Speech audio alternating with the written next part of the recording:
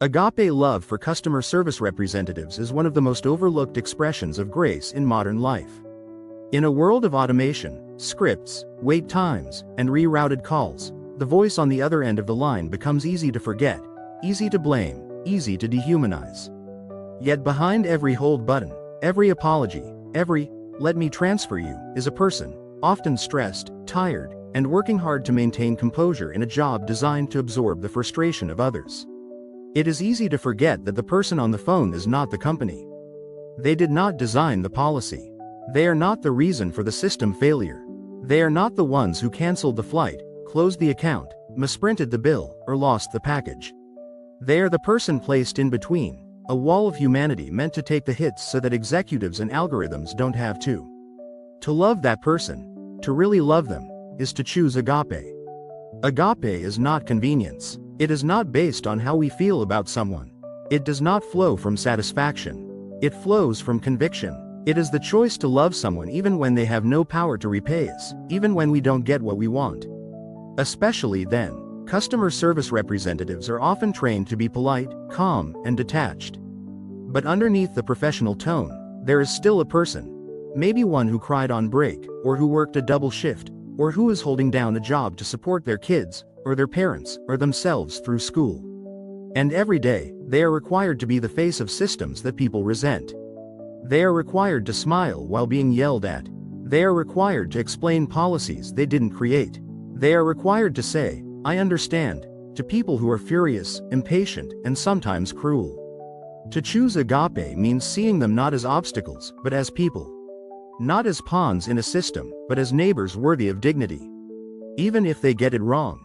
Even if they read from a script. Even if they put us on hold. Agape says, "I know you are more than this moment. And I will treat you accordingly." Agape is not passive. It doesn't mean we don't advocate for ourselves. It doesn't mean we don't ask for what we need. But it means we do so without crushing the human being in front of us. We can be firm and kind. We can be persistent without being hostile. We can express frustration without demeaning the person who answers the phone. For the customer service representative, agape is a lifeline. It is how they survive emotionally. It is how they keep from internalizing the anger constantly thrown their way. It is how they remember that their worth is not measured by someone else's mood. Agape for the representative means loving the customer, not because they are kind or reasonable, but because they are human.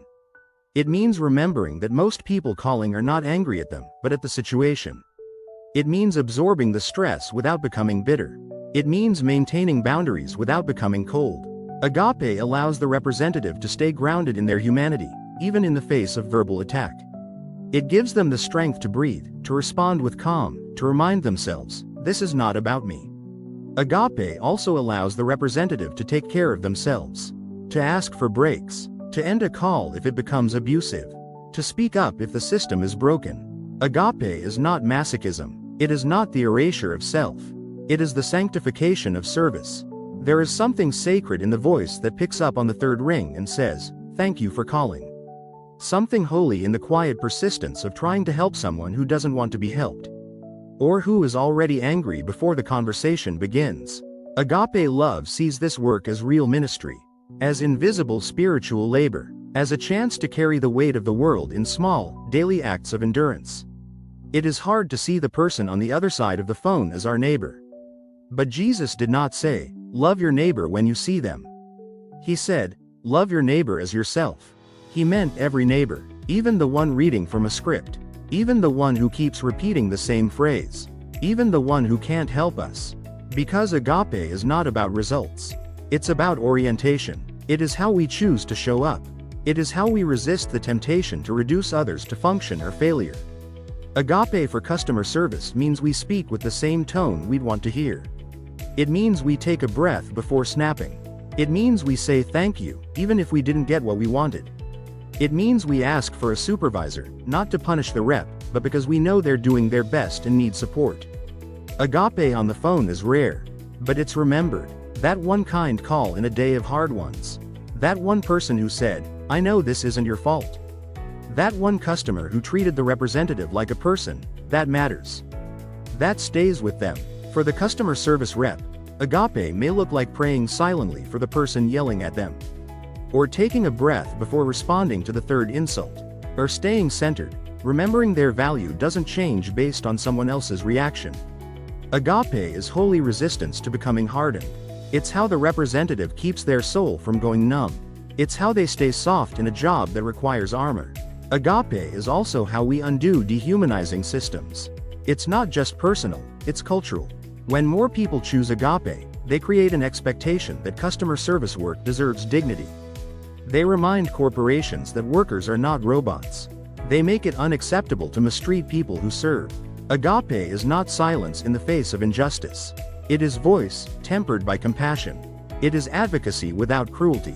It is the choice to love the one we can't see, simply because they're there, and they are trying. This kind of love isn't glamorous. It's not often recognized, but in the kingdom of God, it is mighty. It is the kind of love that washes feet, that listens when others yell, that says, "Peace be with you," even when no one returns the blessing. Customer service is one of the most undervalued professions, and yet it is one of the most frequent places where the gospel can be lived out in daily life. To treat someone on the phone with respect and gentleness, even when frustrated, is not small. It is holy. And for the representative, to continue serving with patience, with clarity, and with integrity, is not weakness. It is strength that comes from a love rooted in something deeper than human praise. It is rooted in agape, the kind of love that is stronger than systems, stronger than anger, stronger than indifference, the kind of love that changes not only how we speak, but who we become.